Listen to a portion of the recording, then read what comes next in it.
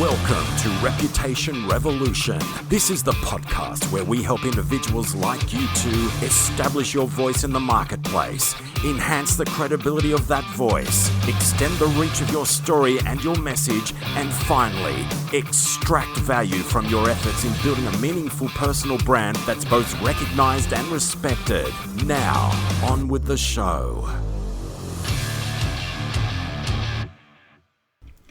Welcome to the show. My name is Trevor Young, and this is the season finale, the last episode for season 7. We're going to just take a quick break to reassess where we are with the podcast, maybe bring in some new ideas. It's been a really great season. We've had some terrific guests, and let's have this episode as a little bit of a recap, just to see what you may have missed and to reacquaint yourself with some of the terrific guests we've had on the show. If there's anyone, we'll have some snippets and I'll give a bit of a précis of who's been on the show in this season. If there's anyone there that you think is, that might be interesting, I should go back and have a listen or another listen, whatever the case may be, I certainly urge you to do so. We've covered a lot of ground here on the show. Now, just a quick recap, the Reputation Revolution, this is where we want to help credible individuals, entrepreneurs, solopreneurs, professional experts, subject matter leaders, people who have got a story to tell, a message to get out there. They've got a mission in life. And, professional personal branding is a big thing today in today's reputation economy. So the goal of the podcast is to help you, find your voice, empower that voice, enhance the credibility of that voice, extend the reach of your story and your message, and also to capitalize on the hard work you've put in terms of building your profile and the reputation you have in the marketplace. So we kicked off this season with a big one. We kicked off with a bang. It was episode 250th. It was our 250th show, or our 250th episode, and we did something a little bit different in that one, and if you haven't heard it, please do go back and have a listen, because we had ideas and tips and advice from 17 experts and thought leaders.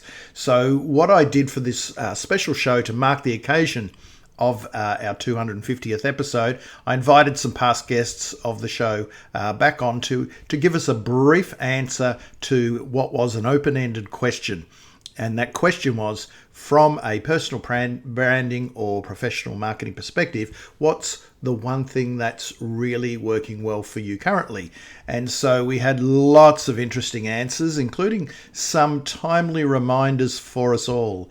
And so it was a bumper episode, 17 guests, albeit very short contributions.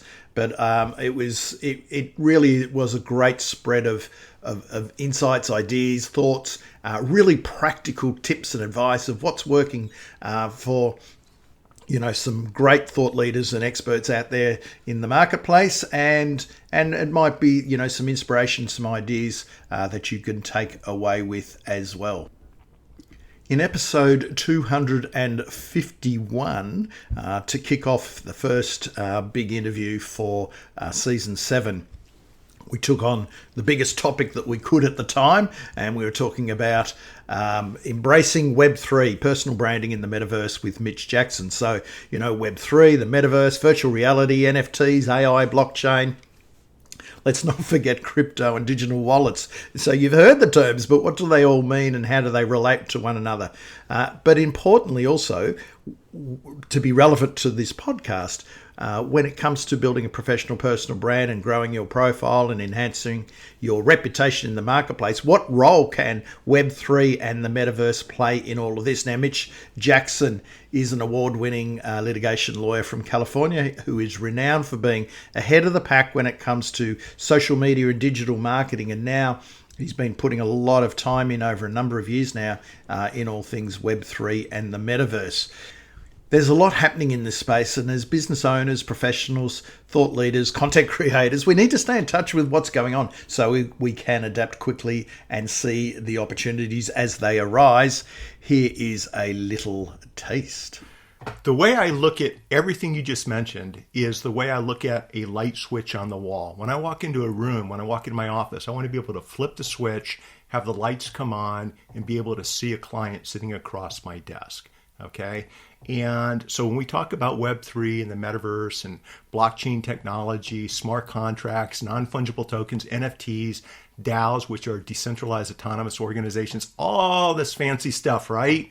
To me, they're simply light switches that allow us to communicate and engage with our clients and with our customers in new ways. They allow us to reduce the expenses that we can then pass along to our clients and customers and create better experiences. So from a 30,000 foot level, I don't really want too many people, especially if you don't do this for a living, if you're not a coder or you don't own a platform where you're hosting NFTs or writing smart contract code. I want you to think of this as simply an opportunity to do all the above in a new way. That was Mitch Jackson talking about all things Web3 and the metaverse in episode 251. In episode 252, we had a return guest. It was his third appearance on the show, actually. His name is Mark Schaefer, and Mark is one of the top marketing bloggers in the world. He's a best-selling author. He's a speaker, a lecturer. He's a podcaster. He's been creating content for many, many years, and someone who I believe is a bona fide thought leader in this space. Really a great benchmark for what a thought leader looks like, acts like, sounds like, online, offline, the whole box and dice.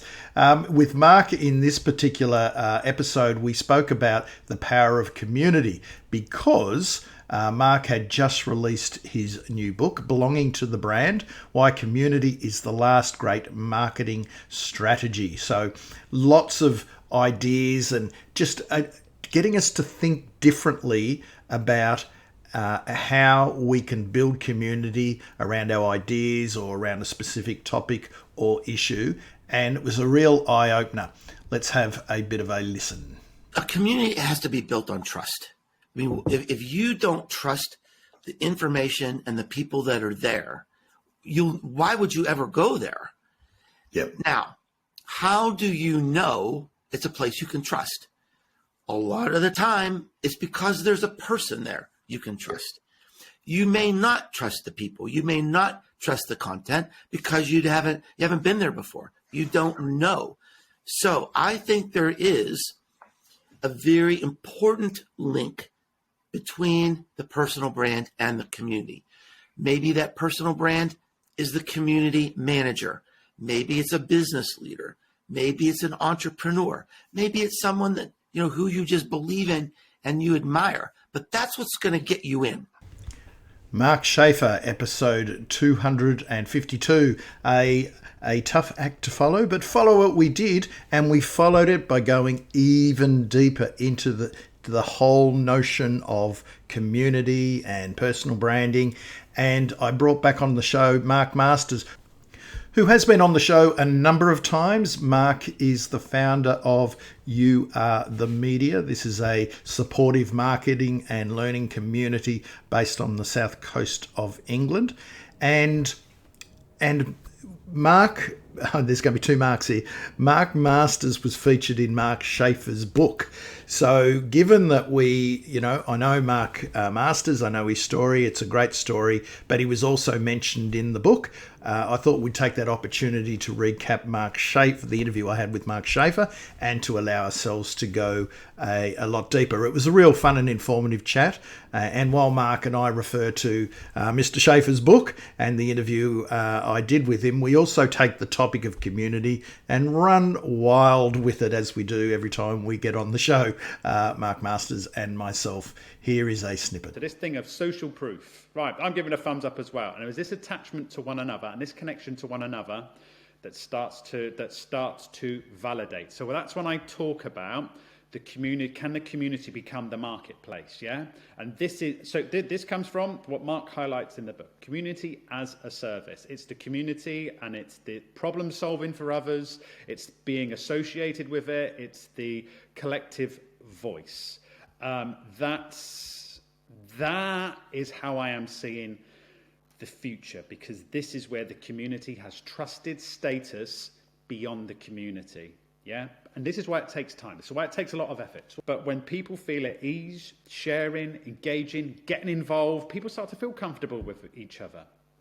And then what happens is that it's magnified outside the group, where it becomes trusted beyond the original place that you point out. Mark Masters carving up the virtual airways as he does every time he is on the show. Our next big interview, our guest interview, came in at episode 254. It was all around LinkedIn, or more specifically, unlocking the LinkedIn algorithm with Richard Vanderblom.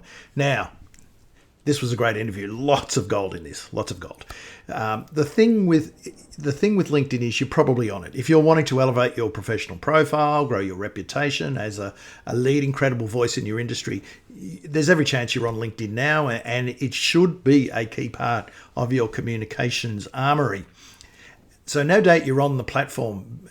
But I guess the thing is that we all need to ask ourselves, we're on the LinkedIn, but are we using it well? Are we putting in the requisite effort to gain the benefits in terms of building our brand, positioning ourselves as a thought leader, developing relationships, and even generating new business leads on LinkedIn? Whether the answer is actually yes or no, I think you'll get heaps out of my interview with Richard. And the reason being is LinkedIn has undergone and continues to undergo significant change. And I've been in social media for a very long time, and I've always described LinkedIn as a bit of a latecomer to the social media ball in terms of user experience, uptake and usage. But it was an ugly duckling, but I think now LinkedIn has certainly transformed into something of a social media swan. And so it was great to get Richard on the show. He's a world-renowned expert on LinkedIn. Richard runs a LinkedIn and social selling agency called Just Connecting, and he's an absolute gun when it comes to LinkedIn, obviously. That's his business. But his content is absolutely top-notch, and I recommend you follow him and learn more about how to use the platform effectively. But the real reason I got Richard on the show is, yes, he's great on LinkedIn, but I wanted to chat, and we did chat, about his, at the time, recently released LinkedIn algorithm report. This had gone viral on the platform, on LinkedIn, and rightly so. It is comprehensive. It took over 1,200 hours of work with some 10,000 posts analysed in the process. A lot of meat to it, but the discussion with Richard is we took certain insights and things that popped up, nuggets of gold from that report, and then went in a little bit deeper on those. And also, as Richard does, he shares his gold, his tips, his ideas. He doesn't hold back. So if you're on LinkedIn and you want to get more out of the platform, I really highly recommend you listen to episode 254, Unlocking the LinkedIn Algorithm with Richard Vanderblom. Here's a taste. LinkedIn is going to test your posts with a smaller audience in the beginning. It's a percentage of your connections. For those who have creator mode enabled, followers are also included. That's very important because on average, followers are more engaging than connections. And that seems like for some people very strange to hear, but it's true because you might have been connected with people you've met in the past, previous work relations, previous buddies you met at study. And you're connected because something in the past, but you're not necessarily connected because they like your content. But followers, especially the ones who recently started to follow you, they follow you because they want to see your content. So imagine LinkedIn showing your content, your post to 100 connections or 100 followers.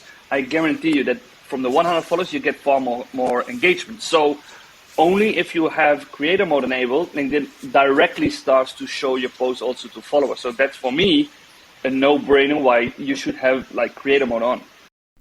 Great tip there from Richard. In episode 257, I interviewed Sally Prosser, and the title of that, the long title of that episode was "What's Your Channel of Expression? How Sally Prosser Uses Voice to Grow Her Brand on TikTok and Beyond." This was a really fun interview and so much gold from Sally, who is a holistic voice and public speaking coach.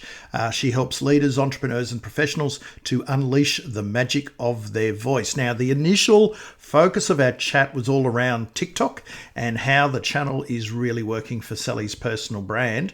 She's been on TikTok for quite a few years now and has amassed something like 350,000 plus followers and over 4.4 million likes of her videos.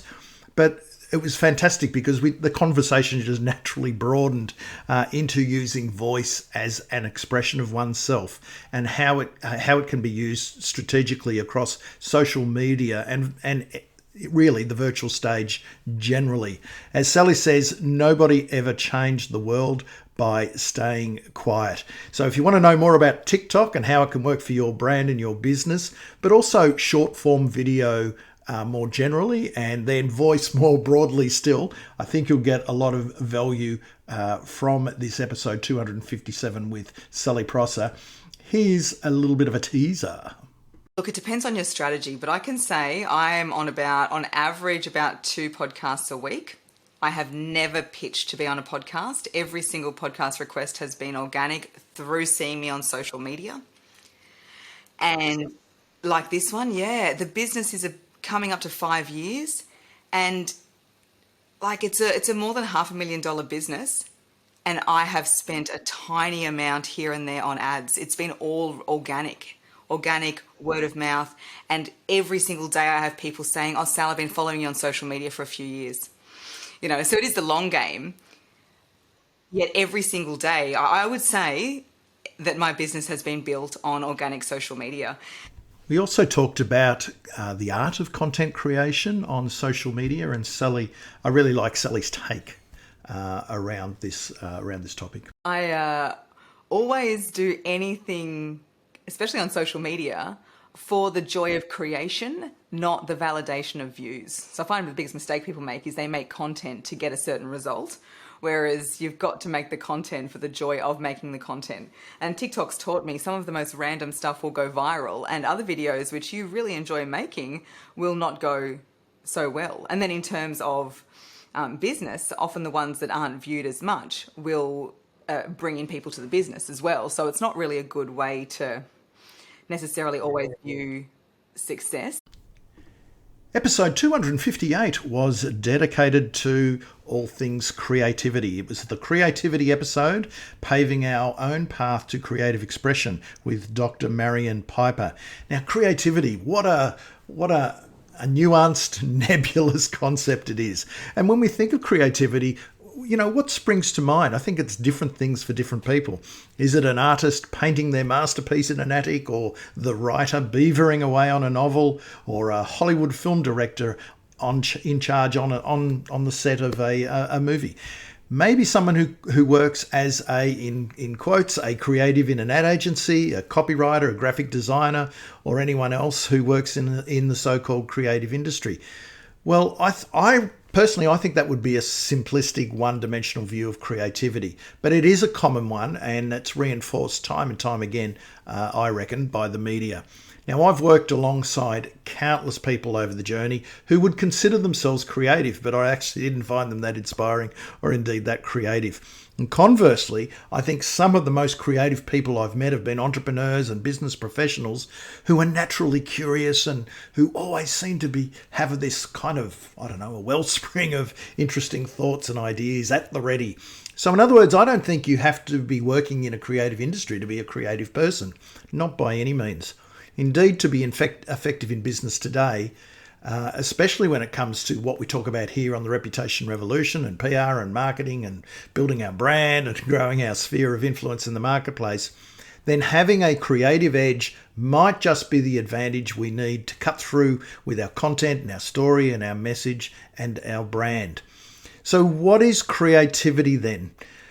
Well, it's defined as the use of imagination or original ideas to create something. What does it mean to be creative, and how can we increase our levels of creativity? Is being creative something we're born with, or can it be learned, if not developed over time? So to help us come to grips with how we can be more creative in our lives, I got Dr. Marion Piper into the studio. She's the founder of Marion Piper Creative and host of the What Doesn't Kill Us podcast.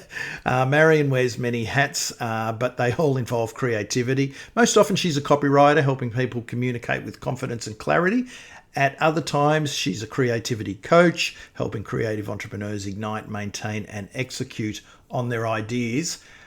So much gold, so many great insight stories, everything, all the stuff that came out of this interview with Marion. Here's a quick snippet. One of the first things is instead of reacting to everything that happens to you and in every part of your environment, could you pause instead and maybe wait to respond? And this is what mindfulness is built on. So I think that there's a lot of overlaps between creativity and mindfulness, very, very much so. They're very, very closely related concepts. And I think it's something that is a very small interjection into your day. I don't think you have to block out on the calendar thinking time. But even just catching yourself when you're making your morning coffee and just staring off into the distance for a little while, it just gives you a little bit more space, because that's the goal, right? Our lives are so cluttered and so chaotic that oftentimes we forget to leave blank space, but oftentimes it's in that space that your brain actually does all those beautiful connections.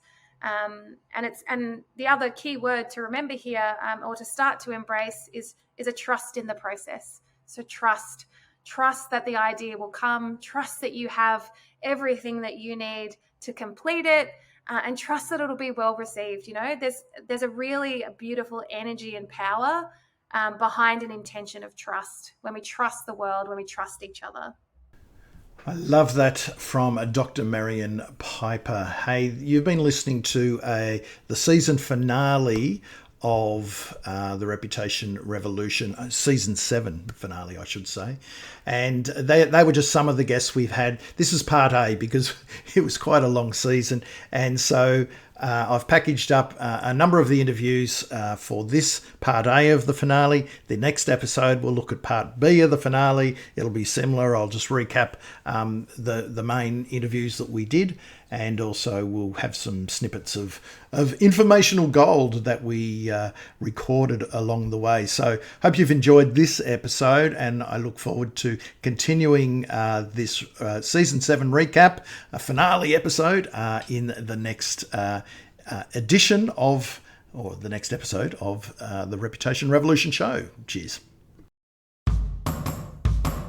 The reputation economy is here. The world today needs more genuine, credible experts and leaders to stand up and share their experience, their wisdom, their stories and ideas. Are you in?